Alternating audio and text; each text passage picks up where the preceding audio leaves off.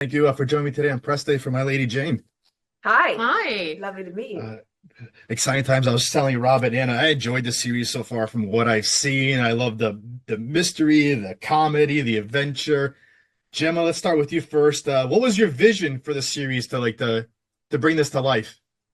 So I and Meredith as well, we're very inspired by this movies from the 80s and 90s that we feel don't get a lot of play anymore, like Robin Hood, Prince of Thieves and The Princess Bride and Lady Hawk and A Knight's Tale, which is a bit later. We love those movies and we wanted to bring that DNA into the show. Meredith, as the writer, was one of the writers of the series also. Like, how did you shape these characters in the storyline with this universe?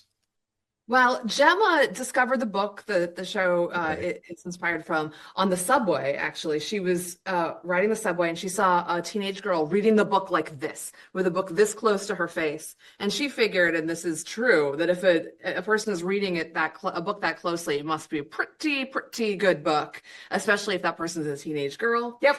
And she was inspired to sell the show and write the pilot. I read the pilot. She was looking for a co-showrunner.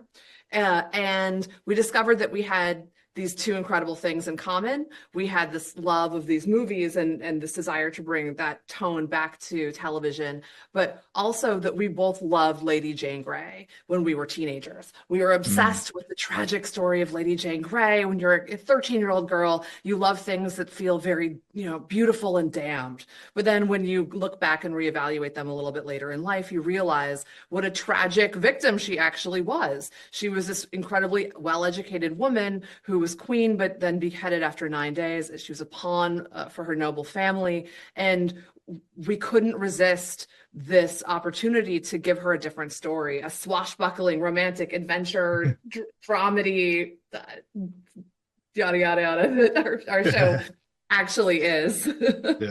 Yeah. You mentioned all those movies that inspired you for this also.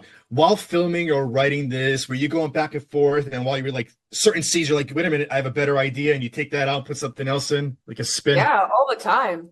Yeah. We put little things, we would change things all the time if we had a better idea. We also would put in little Easter eggs for fans of movies from the 80s and 90s. We steal lines directly from movies like Back to the Future and Clueless. We have a say anything say anything homage, Yeah. the boombox, but our Tudor version. The Tudor version of the boombox. So we did all kinds of things just to make the show as playful and engaging as possible.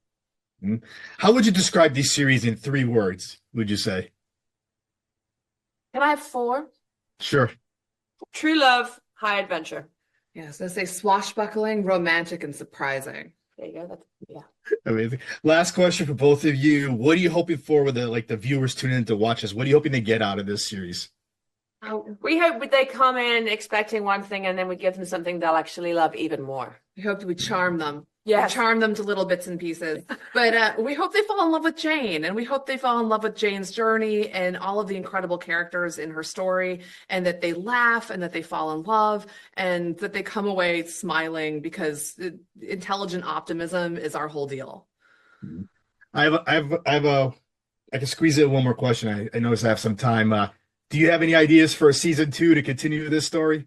Can you tease anything? We can't tease anything. We can only hope and dream. But right now we're focused on season 1, and if everybody loves it, then we'll see. There you go. Gemma, Meredith, thank you for giving me today a few minutes today Thank on you. Press Day. Good luck with the series. Thanks so much. Thank you. Have a great day. Thanks.